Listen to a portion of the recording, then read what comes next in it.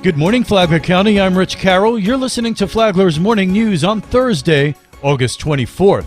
Students should never be separated by race. We acknowledge that this and other subgroups of students must improve, but our commitment is improved academic achievement for all students. That's Flagler School's interim superintendent, LaShaka Moore, who once again yesterday addressed the controversy at Bunnell Elementary School, where at an assembly last Friday, black students were singled out for poor performance on standardized tests. Moore released a video on Wednesday apologizing for the incident. Though no malice was intended in the assembly, it was executed in a way that does not align with the views of Flagler Schools, the Flagler County School Board, or this community. As the superintendent of Flagler Schools, I apologize for any disruption to our progress this has caused, and I ask for your support as a greater community in moving forward. We need your time, ideas, and resources to address the performance needs of our students as a whole. I appeal to this community to come together,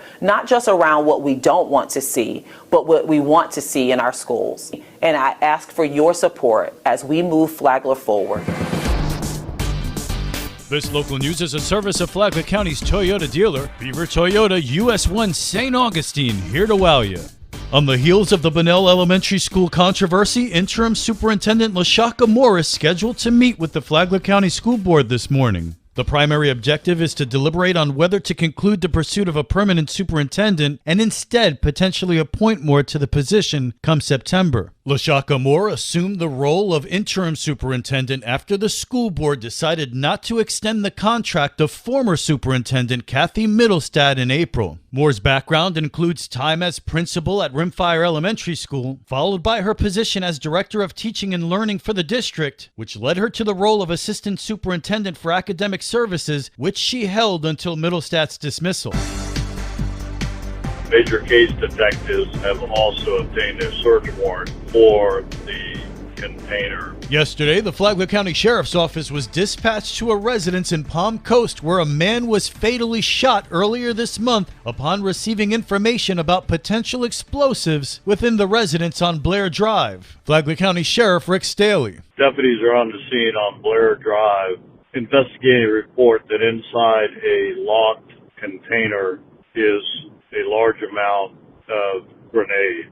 While FCSO could not confirm if that was exactly what was in the container, they ensured that all necessary safety measures were implemented. And on scene is the St. Johns County Sheriff's Office Explosive Ordnance Disposal Team. They are working to safely determine what is inside this container. Residents were evacuated from neighboring homes to ensure their safety. Deputies, for the safety of some nearby residents, have asked them to leave their home until we can determine what is exactly going on. Appreciate the community's support as we work through this case and the help from the St. Johns County Sheriff's Office. On August 14th, in the exact same house on Blair Drive, 86-year-old Charles Kidd fatally shot his companion's 36-year-old son after getting into an argument with him. Kidd is currently in custody at the Flagler County Jail, being held on no bond.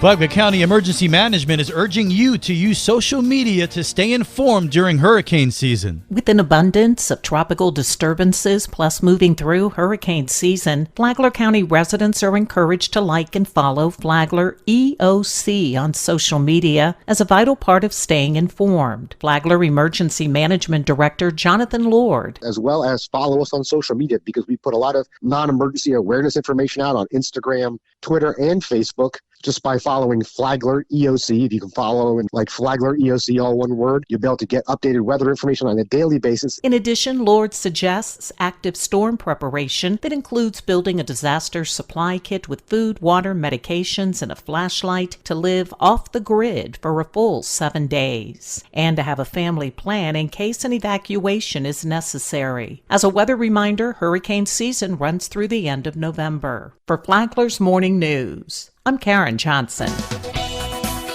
And now you're up to date on Flagler's Morning News. I'm Rich Carroll.